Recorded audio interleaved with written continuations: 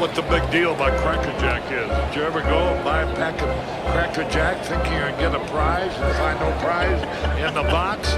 You got to be kidding me. You have got to be kidding me. Freehand is beating his net at the plate. Crawford is over there watching. Good see, sir. You're in the wrong seat, buddy. Come on. Oh, I must be in the front row. To commemorate their big win over the Cubs. NLDS 2025, Game 5. Actually, this moment happened in Game 2. Yeah, it's a Game 2 walk-off. Was it a walk-off winner? Yeah, it was a big home run. Yeah, it was big. William Contreras decided he should get a commemorative tattoo. Of course, this occurred. This is what's odd about it. I just want to get some timeline set up. Yeah. They declined his club option on November 6th, but he got the tattoo after they declined his club option because at least the video of the tattoo was posted by the Brewers, and the news about the tattoo were posted by the Brewers on November 18th.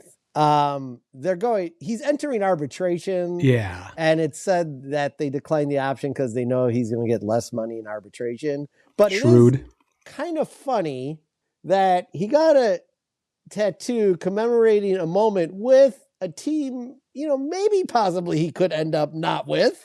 It's also not I've got tons of questions about this, but it's also not like they won the World Series. He had a big Game 2, which was awesome, and they did win the series against the Cubs, but they got swept thereafter by the Dodgers. So it's like kind of an odd moment. I mean, I guess it's not, but there's a lot of other odd things about this. But first of all, getting a tattoo of yourself, is that kind of strange? Like I don't know many other people than, was it Steve-O from Jackass that had a huge back tattoo of himself? I mean, that's the only context. But it's not just one tattoo; it's 3 tattoos of himself combined with some lettering and other things. I keep my freaking. There we go. Finally, sorry, my phone is right over there. Buggy. It's like it keeps reloading. You're too dependent on your phone. You gotta unplug sometimes. Well, no, this is for this fucking segment. All right, so we got some crazy ass shit. This is an elaborate tattoo, to your point, for an NLDS Games 2 victory. Yeah.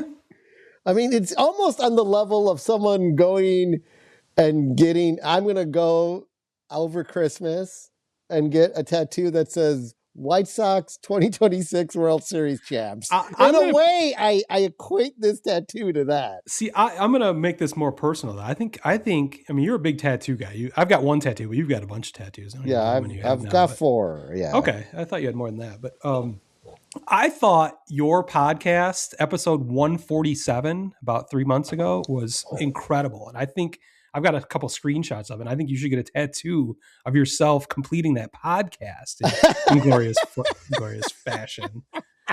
I mean, obviously baseball is a much bigger thing, but it's just the absurdity of having a tattoo of like a great moment, let alone 3 tattoos, different pictures. And these are based on real pictures. Like you can find the photographs on different social media channels. So he found pictures of himself and then had those tattooed. I think they're all in his arm. Is that wrapped around his arm? Or? Yeah, that wraps around his, it's like an entire sleeve of these multiple tattoos that sort of like have religious connotations to them. I didn't quite understand that part. And then there's like a goat, I guess. Is that representing the Cubs? I don't know. Or is he calling himself the greatest of all time? Is he the greatest of all time? Is he? At least in NLDS Game 2 of 2025. But then the goat sort of looks like the goat they normally use when they use him to represent the devil. So is he referring himself as a devil? I don't know what's going on here. It is elaborate, and as much as I love the fact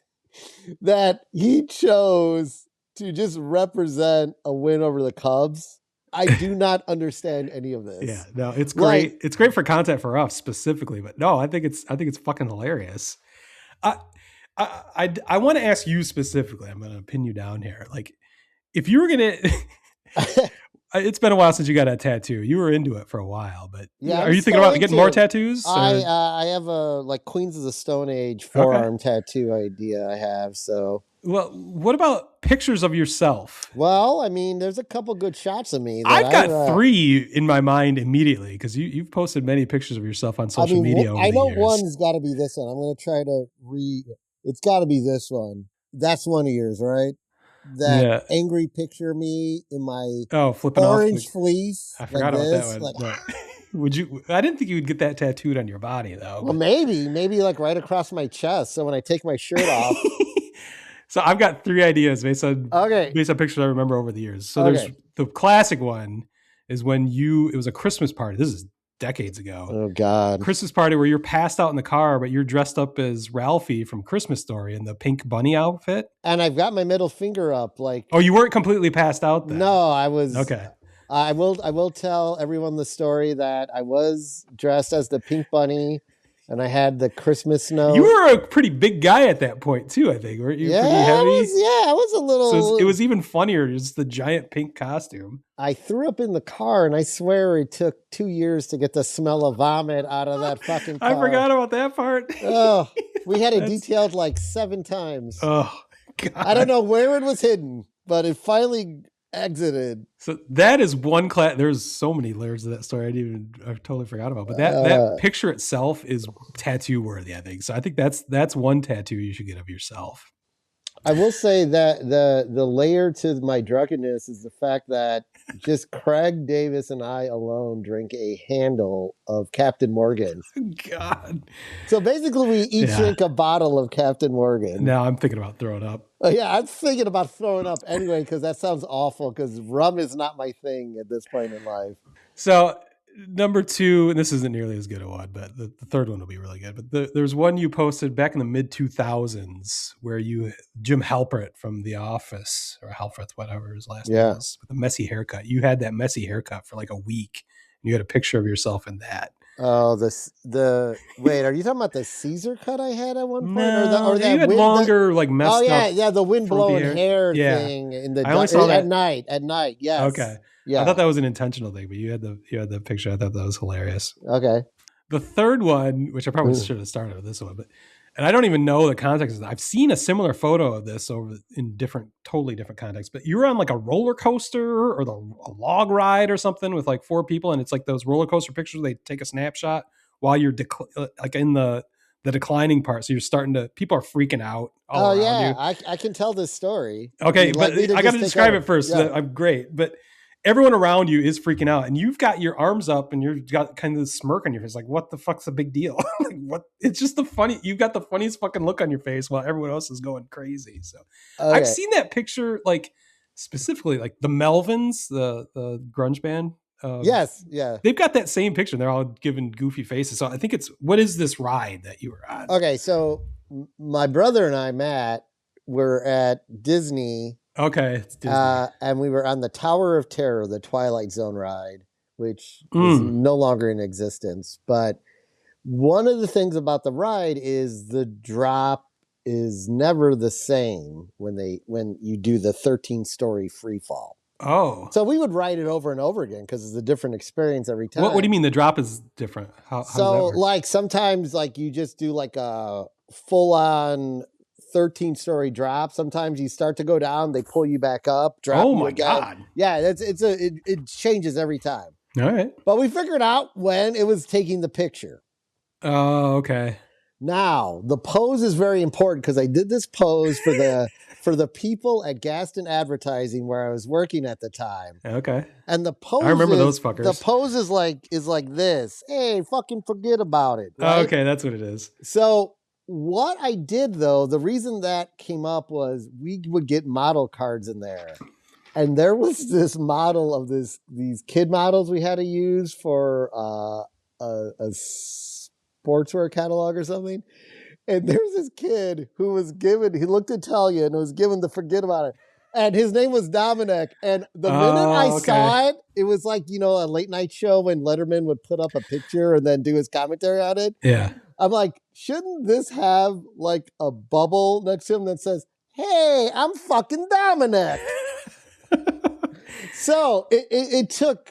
I didn't even know that whole sub story, Yes. but the photograph itself is obviously memorable. That's 20 years ago, and I still remember it. So yeah, I so just it thought was like fucking funny. it was like wildfire through the office. So it became the whole thing. People would just come up to me and be like, "Hey, I'm fucking Dominic." Like, it was a whole thing. So I thought the way I thought it was like you were just bored with this stupid ride while everyone else is freaked out. But I don't.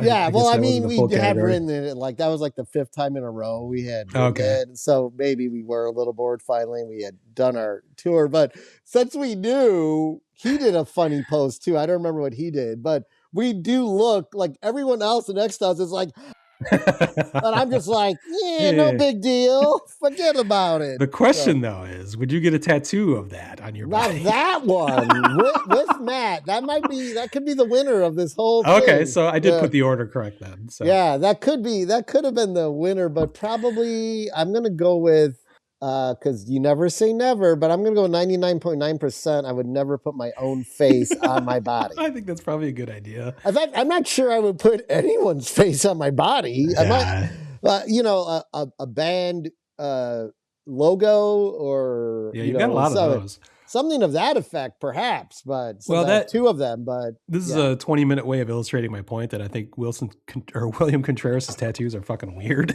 So, yeah, for multiple reasons. So, yeah, I mean, if you do indeed decide to treat yourself for Christmas, Merry Christmas. I gave you a bunch of ideas for tattoos there. I think I would do a combo of one of his ideas, and I would combine it with me, and it's the one portion of the tattoo which. Again, it has these weird religious undertones. I'm actually the more I look at this tattoo, I become disturbed by it. Like it's an A24 horror movie about the launch. No, but not doing that. I'm going to, I would probably get the one of, I would put my hands on my head and have like the crown all lit up coming down to my head because I'm so fucking awesome because I got one big hit in my fucking career and never went to a World Series, and the crown coming down on my head like I am the king who didn't even get his option picked up that's how good I am. You should go back and listen to that episode 147. You were well, great. maybe that is, I'm going to listen to 147 this week now based on that. Post-game show is brought to you by Christ, I can't find it. The hell with it. One guy poured beer all over my head. The guy said, how can you take that? I said, look, that man didn't do nothing. He poured some beer on my head. He's just showing he's a White Sox fan. There ain't nothing wrong with that. Sparky, a million thanks for, as always, the most interesting interview. And now today, let's just have a lot of thrilling baseball and not so many fisticuffs. Word Hole Media.